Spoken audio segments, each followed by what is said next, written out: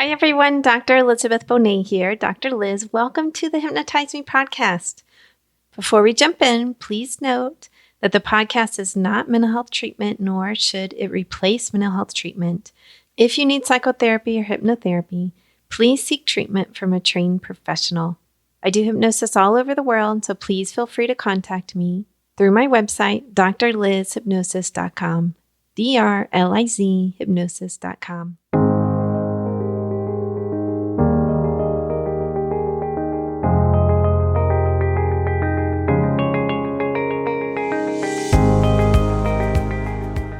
Hi, everyone. Dr. Liz here. I hope that you're doing okay and that you are safe and healthy and your family and loved ones.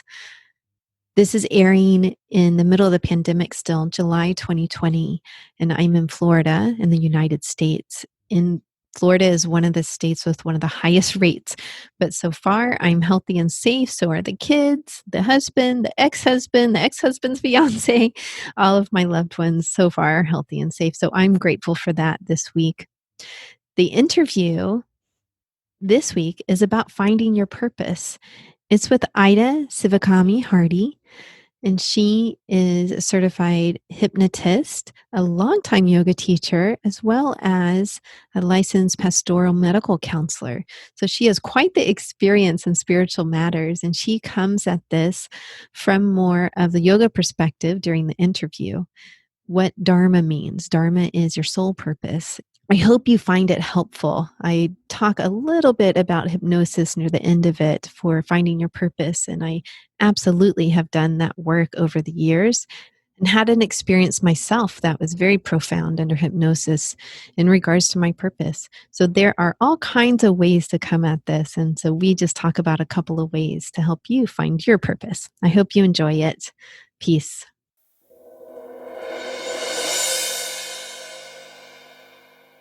Hi, Ida. Welcome to the Hypnotize Me podcast. Hi, Dr. Liz. Thank you so much for having me today. Yeah, absolutely. So I'm going to jump in by asking you to share with the listeners some of your background and how you got into hypnosis. Well, I am actually newly certified in hypnosis, but I came to hypnosis by way of trance studies. I've been a yoga teacher since 20 years. About 1999 is when I started teaching, and so I was practicing for a long time before that. And for me, yoga isn't only limited to the physical practices, but it's the altered mental states and states of awareness that we have throughout our lives. And so one day, there's a funny story that led me to hypnosis, and I'd like to tell that. But one day I was teaching in a place in Maryland, and at the end of class, I always do a yoga nidra, which is a kind of a meditation where you're sort of half asleep and half awake, and you go through a progressive relaxation and bring your awareness to different parts of the body and different thoughts and things. And so at the end of it, people were leaving and saying goodbye, and a lady came up to me and said, "Did you hypnotize us at the end there?" And I said, no, absolutely not." And she said, "Well, I think you did." And I said, "Really? Why?" And she said, "Well, I'm a licensed hypnotherapist," I think she said, "and you did hypnotize us, and you did a really good job." Oh, awesome. But you never know what to think of these things because I wasn't licensed. Yeah. And that state, I don't know if it's a required thing to be licensed, and practicing without a license, is that going to be a problem for me? So I just kind of felt like it would be better to deny it. So... Right. Yeah. Right. So that's funny. I taught yoga for almost 18 years myself. And so I think there's quite a bit of overlap there when you're doing savasana, when you're doing the relaxation at the end. Like if you're leading sort of some guided meditations, which I would commonly do. So absolutely. Sure. They're in Shavasana, but then the Yoga Nidra specifically gets them down through the different koshas, right? If we can speak yoga talk. Mm-hmm. I don't know how long it's been Yeah. since you spoke the language, but so we take them down through the various levels of awareness until they merge, or at least become aware of the bliss body. And it's an Mm-hmm. altered state of being. And so there is some overlap, hypnosis and trance. Absolutely. Yes. So then when she said that, did you look into it after that? I looked into it, but just a little bit. And so it wasn't until years later. What year was that? That was before, it was sometime in the early 2000s, 2006, actually, I think it was. And so it wasn't until a Mm-hmm. year ago, April, that I went to it seriously to get certified in hypnosis, to get a little deeper understanding, and um, get the methods, and to try out the different ways of getting people into, or helping people into and out of their states of mind, right? Yeah, fantastic. So you do a process where you help people tune into their purpose. That's right. That's why I reached out to you for an interview. Is Mm. like I saw you post in the Yeah, Women in Hypnosis group that we both I love, love that right? group. I love to do this, is to connect people to their purpose. And in yoga, the terminology we use is dharma, right? We have sankalpa, and then we have the big letter. We're not going to go into all that Sanskrit, but we'll just call it dharma. And so the dharma is our Mm-hmm. purpose. And it's a soul purpose. It's like the reason we're on the planet, the reason we took a body, that we came to Earth and decided to live on this plane, in this realm of physical matter. Mm-hmm. And so I don't know if this is too out there for your listeners or not. Yeah, no, this is great. It's fantastic. I think they'll really enjoy it. Okay, good. All right. Well, so then should I just tell the story, or do you want the story, the Absolutely. process? Mm-hmm. Okay, so basically, the understanding and the deeper teaching of yoga is that the body is just this physical, it's a beautiful physical gift, and it's the way that we experience the world. And our soul resides in the body and outside of the body, but the body is ours to care for. And inside the body, or around it, and a part of the body, under the body, in the body, is our soul. And the soul lives forever. The body dies, but the soul lives forever. And the soul is divided into two parts. And one part of Mm-hmm. that soul only wants God, longs for God, is only interested in God, God being the truth, or the universal source, or Jesus, or Allah, or whatever you name God to be, but just the oneness Mm-hmm. of the universe. That's one part of your soul. And then the other part of your soul has distinct desires. And your desires are unique to you. And there's 4 desires, and they are health and wealth, and that's considered one desire. The amount of health and the amount of wealth you have are distinctly related. They're interrelated, and they cannot be pulled apart. And Okay. those can point you to your dharma too. So someone who has a great desire to be rich, there are people who that they want to be rich, and they want to be Mm-hmm. covered in gold, and they want to only wear the most beautiful, the most expensive things. And sometimes Mm-hmm. people look at those people like, oh, they must be just so greedy and awful. But if we encourage that, if that's what their desire is, then it will help them to go toward their dharma. And health goes right along Mm-hmm. with that, because the health nuts, so to speak, the people that are very interested in being very physically healthy, physically fit, the ones who, maybe yogis, we fast once a week, and do other things to challenge ourselves to be as healthy as we can possibly be. But those things are to fulfill our dharma. So people need different kinds of health and different kinds of wealth in order to point them toward their dharma. So even if you don't know what your purpose is, if you kind of tune in and go, well, what makes me uh, what makes me happy? Wearing pretty clothes, having a fit and healthy body, having a lot of wealth, does that make me happy, or not so much? Do I care about it? And then you Mm-hmm. can kind of go from there. So some people pick a career based on how much money they're going to make on it, right? And it's not a bad way to do it Mm-hmm. if it's important to you. I love this frame, by the way, like, because sometimes when you get into the yogi world or the spiritual world, it's almost like, oh, you shouldn't really want money. I think that's often a common theme in there. Like you should want Yes. more enlightenment or spirituality or something like that. So I really love how you're saying this is part of some person's purpose. And it's Yeah. okay. It's okay to really want to feel beautiful and look beautiful and do that. And it's leading you towards really understanding what makes you happy. What is your dharma? What is your purpose here? That's such an important point, and I'm really glad that you got it, because the converse is also true. If you're pushed into, let's say, accounting and finance. I remember when I was working on my undergraduate, I wasn't sure my degree. I wasn't sure what to major in, and I remember thinking, well, I want to be a writer. I want to do this. I want to do that. And so I majored in a lot of things, but then ended up going with business. By the third year, you really have to declare. And so I Mm-hmm. ended up taking a lot of accounting and finance classes, and thinking to myself, well, or hearing over and over from my professors that if you can follow where the money goes, and if you can help people understand money, then you'll always have money, because your services will always be Mm-hmm. necessary. And so I thought, well, okay, I always want to have money so I can do the things I want to do.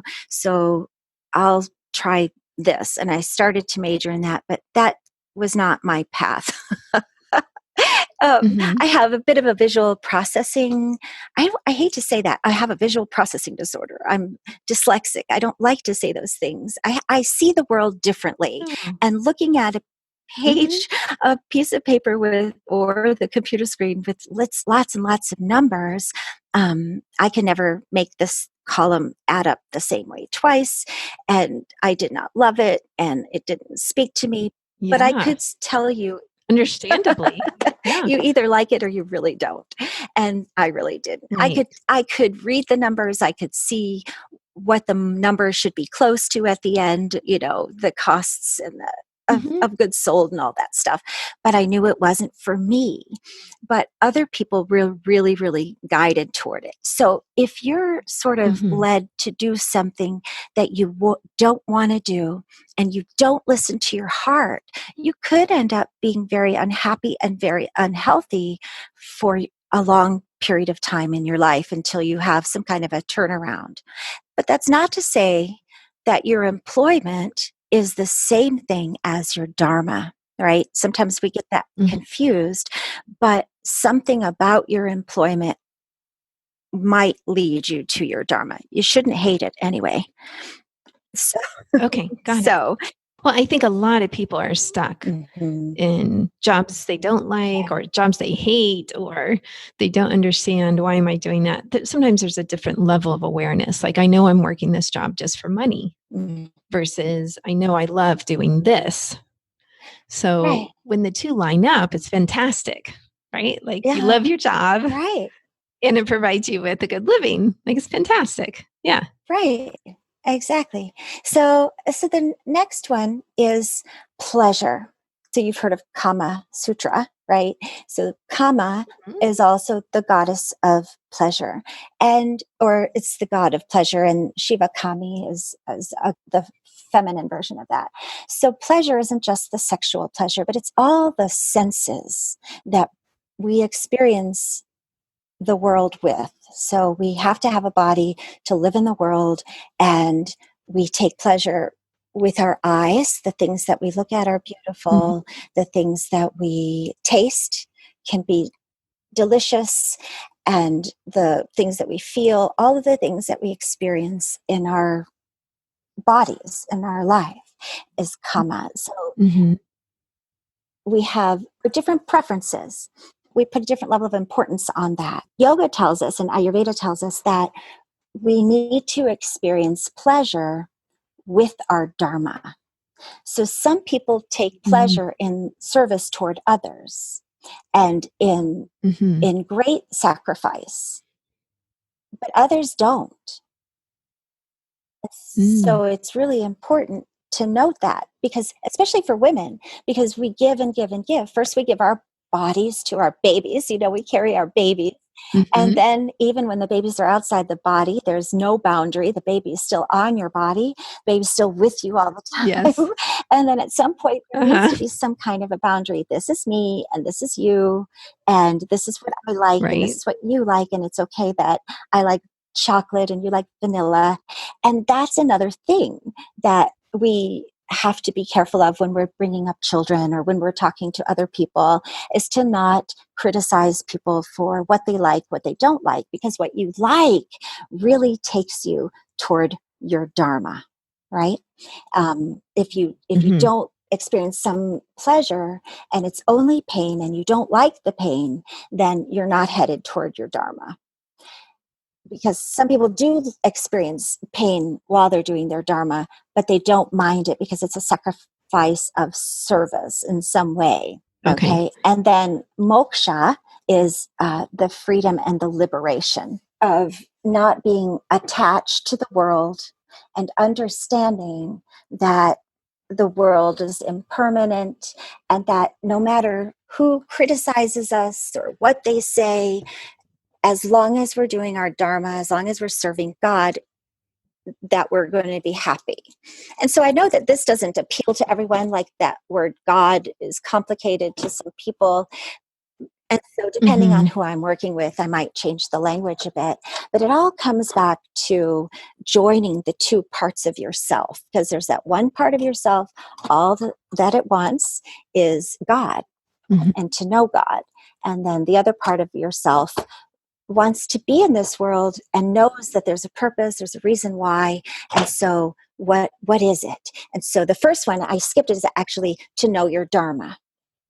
But we come back to it. Mm. Some people are sort of born knowing their dharma, like I'm going to fly, I'm going to go to the moon, right? We hear these stories and we see these movies of people who are just born knowing that I'm going to land on the moon someday. Yes. I'm going to cure this disease. And they go for it and they Mm-hmm. do that no matter what anybody else says. And they go through that hero's journey where people reject them and tell them they're crazy or they're stupid and they Yeah. could never accomplish that, but they just shut down that part of them, of the outside world, and they detach from needing the approval of others, and Mm-hmm. they just go for it. So some people are born knowing their dharma, but most of us are not. We just have a sense of what we like and what we don't like. And if we start there and Mm-hmm. begin to tune in through meditation and pranayama practices or the breathing exercises that we do in yoga, then a certain wisdom arises and a certain energy arises within us that propels us forward. And it takes us forward with such a force that whenever we think too hard that we need someone else's approval, um, that we almost will shut down, that person will somehow move out of our lives because the force becomes so strong once you know without a doubt that this is what you're supposed to do. So we all have second thoughts about the things that we're doing and why we're doing them, and should I major in this or should I Mm-hmm. major in that, when we're young. But most of my ladies, I work mostly with women, and they're mostly over Mm-hmm. 50. And you would think that you would know your dharma by then, but their children have grown. They've spent their whole lives giving themselves to their children, their husbands, maybe even their husbands' careers or their own careers. I'm over 50, but actually most of my clients are over 60, and even several in their 70s, and still Mm-hmm. working in their dharma or wanting to do better at connecting with their dharma, their true higher Yes. purpose, Yeah. because we are here more than just to procreate, although that's an important thing. Right. Yeah. I think most people have a sense of wanting to know what their purpose is. Like you do have people where it's very clear. They know their purpose Mm-hmm. and they rarely vary from it. Right. But sometimes there's a questioning that goes on later. But generally, it's like most people think, why are we here? Right. Like that's the simplest question. Why am I here? What is my purpose? And it often becomes a painful struggle for them if they don't know that. I know. So, And the funny thing is that it's so simple. It's beautifully simple because all you have to do is get out a piece of paper, maybe some colored pencils, and start drawing pictures and start dancing, start singing, start making things with your hands. Go out in nature and find out what you like doing, what you enjoy doing. Start playing. Um, we're very, very serious. mhm. Yeah. Right. Well, I think that's even hard sometimes. I mean, particularly for women, where it's like if their child's interests become theirs and they throw their whole life into that, it's like they can end up in the spot where they're like, I don't even know what I like. Mhm. So it is a process to find that, to say, okay, try different things, right? I was with a friend, this was a couple of years ago, and he came by my house. He'd never been to my house before. And he was like, oh my God, you live right across from the park. Like, this is a huge park that I live across from. I said, yeah. And he said, do they Mhm. have a swing set there? And I said, yes, they do. He said, can we go swing? And I said, yeah, sure. Yay! Yeah. 'Cause they didn't just have little bitty kid type swings, they had for bigger kids, and so they fit adults. So, he was so pleased. He said, "This has been on my list because I'm trying to tune into playing more, and this has been on my list." And I was like, "That's That's so fantastic." good. I have a swing. I have a one of those yoga swings, and I just Uh-huh, actually don't do yoga on it. Mostly, I just swing on it, and I do yoga separately from that. And it's uh-huh. fun. It's just fun. Yes. So that would be something for someone to tune into, like, "Okay, what do I love?" Perhaps what I love and enjoy is part of my purpose here in life. Yes, a lot of times, depending on the person. So if a person comes to me and they don't usually come to me and say, "Well, help me find my purpose," right? They usually come to me and say, like, "Can you help me with my anxiety?" Or I have Mhm. some autoimmune conditions because I have a background in herbalism and some other things that I help people with. And Okay. even though I'm talking to them about their feelings of anxiety or their symptoms with their immune problem, I'm also asking them, what do you dream about? What do you hope Mm. for? Do you dream in Mhm. color? How do you play? How do you experience pleasure? And I'm not a sexual therapist of any kind, but I will ask about intimate relationships too, because that's a big part of awakening and experiencing pleasure in your body.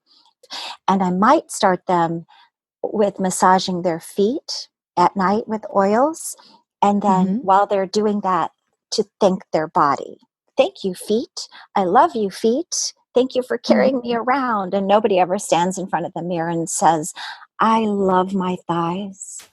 These are the Mhm. most gorgeous Yeah. thighs ever. We don't do that. And so we need to do that, finding the Mhm. things that we believe about ourselves, that our bodies, that we can say that are positive. And then we can start sort of enjoying the body a little bit.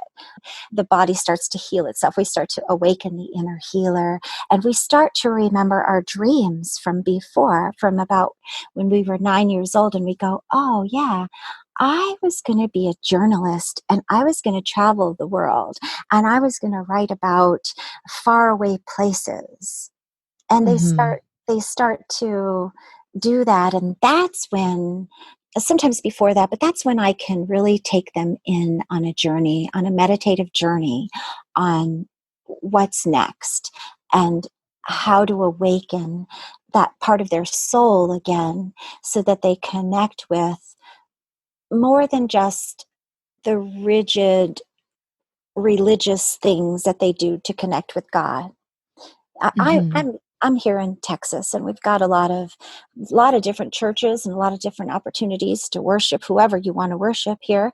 And mostly it happens on Wednesday nights and Sunday. But Mhm. in yoga, we understand that we carry the divine with us all the time. Yeah, it's really interesting, I think, to describe it as a meditative process. I mean, sometimes people will come to me for hypnosis to discover their purpose, and it's a lovely way to do it. And I would say I was pretty clear of my purpose for many, many years. I taught prenatal yoga for 15 and felt like that was a clear purpose to help women have better births and to empower them in motherhood. And then I changed paths and went back to therapy. But it was really under hypnosis myself where I was like, oh, that is now extremely clear to be able to help people heal, right? The duality Yeah. there. Yeah, Yeah. I really believe that we are all here as healers to heal ourselves, help each other heal, so that we can be the very best version of ourselves in the world. And when we're all doing that work, it all looks different, but we're all doing the same thing. We're awakening the divine within one another and Mm-hmm. ourselves. Absolutely. Now you have a video series. Is it on YouTube that people can go and listen to be guided about finding their purpose, or do they need to contact you directly? I do a chakra mentoring program that also addresses purpose and Mm-hmm. healing at every level, past, present, and future, at every level of every chakra. And so that's a longer program. And I have several programs, and I'm in the process of updating my website. So I don't have a book to sell, Mm-hmm. and I don't have any videos to send Yeah. anybody to, but I do Yeah. have some recordings that I give away for free that are meditations that can help people get in touch with a higher version of themselves, and that help to awaken the fire a little bit within themselves. The meditations are, some of them are short and some of them are long, but all of them are free. So if anyone wants Beautiful. to reach out, Facebook's a good way, or my email's a good way too, and I can send a link. Okay, can you let the listeners know what your website is and your Facebook page? So my website, it is Ida's Natural Health at, that's my email, Ida's Natural Health at gmail.com. My website is idasnaturalhealth.com. And it's, there's no apostrophe, Ida S Natural Health. And my Facebook page, I'm mostly on my personal page, and it's Ida Shivakami Hardy. And then I think I have Ida Hardy MS, pastoral medical counselor, because Oh, that's okay. I am licensed in that. Okay. As a medical counselor. All right. As a Wonderful. pastoral medical counselor, right? So it's a bit spiritual. Uh-huh. Yes. Well, that sounds like a whole nother interview right there. But thank you so much for being here today and letting people know about different ways to tune into their dharma, their purpose. You are welcome. Thank you. I'm honored and thrilled to be here with you today. Thank you for asking me.